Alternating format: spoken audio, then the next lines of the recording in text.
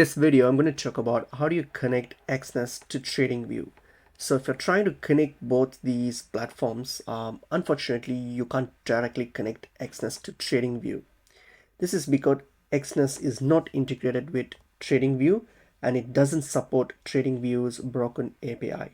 So you cannot actually link your account or place trades from TradingView charts. So what we can do instead, like a common workaround, is that even though they don't like connect, you can still use both together.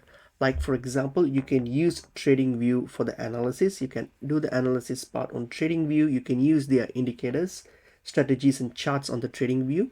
And then you can set alerts for entry and exit points. So all the analysis part you can use through TradingView, and then you can execute next on the Exness. So on Exness, you can actually execute by, you can manually open the trade on MetaTrader 4 or 5 and then match with the same price or levels you saw on TradingView. So whatever you saw on TradingView, you can match it manually again on your Exness. In that way, you can use this all together because this is the workaround we have, as you can't directly connect Exness or TradingView together.